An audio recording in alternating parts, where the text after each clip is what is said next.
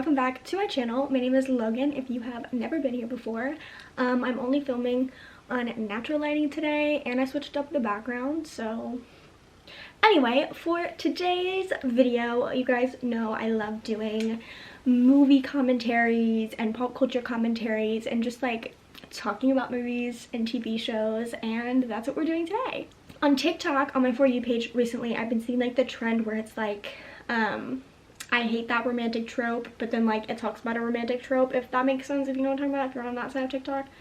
And I thought that it would be super fun to do that in a video. But if you are not already subscribed to this channel, please go ahead and do that. I do videos like this and more. Check out my channel. Also, give me a thumbs up if you want, and follow me on all my social medias linked in the description box. Okay, cool. So I know that there's a lot of stories like from movies and TV that I didn't include in this list, mainly because I know that they're friends to lovers, like I know they fit into the friends to lovers trope, but I haven't seen either the series all the way through or like I haven't seen the movie completely, and I don't want to like put stuff in here where I don't know what I'm talking about, if that makes sense. So like a good example of this would be like Jim and Pam from The Office, and yes, I have seen The Office, but I have not watched the whole series all the way through. Exposing myself, I know, I'm sorry. So I'm not going to include them, but they are an example of one.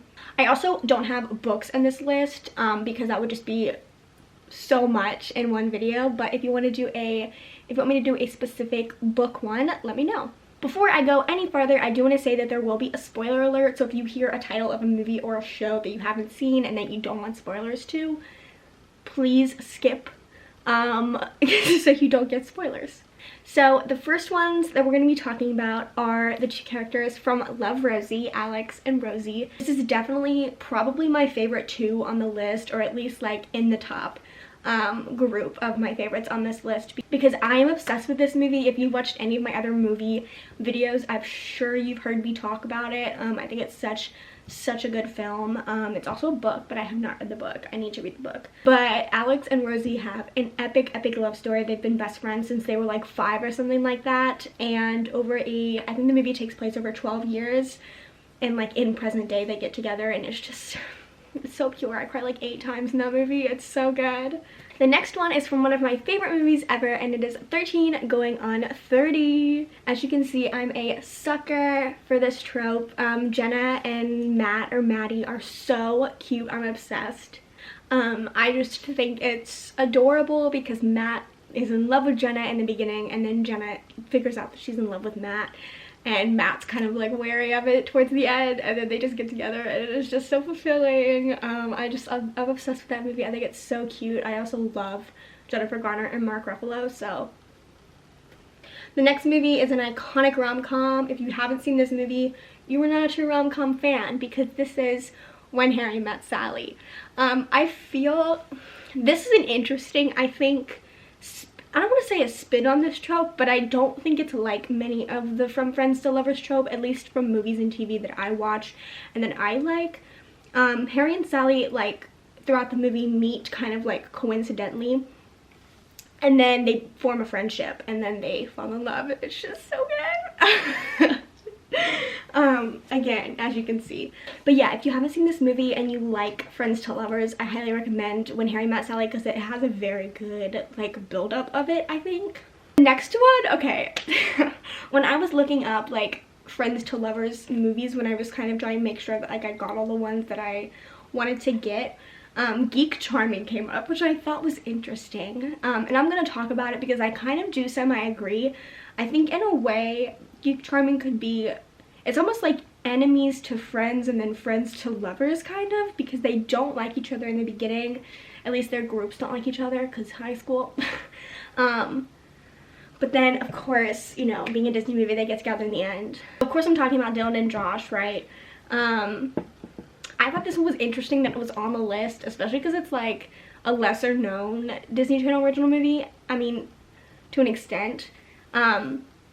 But yeah, they have like, I really do like Geek Charming. I think it's a good movie. I didn't think of it as an example for Friends to Lovers, but it definitely fits the trope. The next one is from the movie Valentine's Day. Yes, we have another Jennifer Garner one being thrown in here. I've been watching Punk'd a lot, so, so Ashton Kutcher is great for this video too, because I've literally been watching like clips from Punk'd for the past like 3 days on YouTube. I'm obsessed. I think Punk'd is so funny. Talking about Jennifer Garner and Ashton Kutcher's character from Valentine's Day. Their names are, I think it's Julia and Reed, I think. But this one's good because it's like one of those like multiple story movies, twists and turns, everyone's like interwoven, and I just love the airport scene in this movie. So good. I also feel like they're kind of a weird example to have for friends to lovers because they're not like an iconic like couple, I guess. You're not like the whole time as much as you are for maybe some other characters, but I think they're a good one for the list. So the next movie is a movie that my sister and I love. We watch it pretty much like every Christmas since it's come out, which hasn't been that long. But it's like a cheesy, like, it's not a Hallmark movie, but I categorize all cheesy Christmas movies as Hallmark movies. If they're not like a classic Christmas, I just call them a Hallmark movie. It's just what I do. So we're gonna call this a Hallmark movie. It's The Holiday Calendar. This movie is so cute. I'm rooting for them the whole time, because you should be. It's Josh and Abby's played by Kat Graham, so go watch it if you haven't seen it. So cute because they're like childhood besties. The best part about this trope is when they're childhood best friends. Like, that is superior. Childhood best friends oh, romantic comedy gold. The next one is also a title I debated putting on here because I feel like it could be enemies to lovers and it could be friends to lovers depending on how you look at it and different points in the movie. So this movie is Leap Year with Amy Adams, and I cannot remember the guy's name, but they play Anna and Declan in the movie. They definitely hate each other at the beginning, but I feel like they've kind of formed a friendship over time, and then that turns to love. I'm really pushing a lot of these. But I think that's a good one. The next one, every time I talk about this show, I have to like make a disclaimer. Not a disclaimer, but like, I'm just gonna say it, Riverdale, okay? It's Riverdale. I was obsessed with this show, like season 1 and season 2. I literally was obsessed with it. I stopped watching like halfway through season 3. I think I've said this on my channel before because it just like wasn't the show that I adored anymore. But season 1 and season 2, but Archie and Betty, they are like the epitome of this trope. Like, are you kidding? Childhood besties, come on. Come on. I had friends who would watch, oh, I think a bird just like fell. Oh my god. I think a bird just like fell out of the tree. Not like flew, like he fell. Okay. I was obsessed with Archie and Betty, and I think that they were a really, really good example. I mean, okay, it didn't actually happen, at least from the seasons that I watched, but I think they would have been a very good example if they got together, but they were like, no. No, it was too much of a slow burn. I was like, give me something, give me something. I have 2 titles left on this list, and the first one is Glee. So I put this originally because I know that there's an example of it, but I'm trying to think if there's like multiple examples of it because there's so much that happens in Glee. There's so many characters, so many relationships, like I can't even remember all the plot points when I'm even watching the show because it's so much.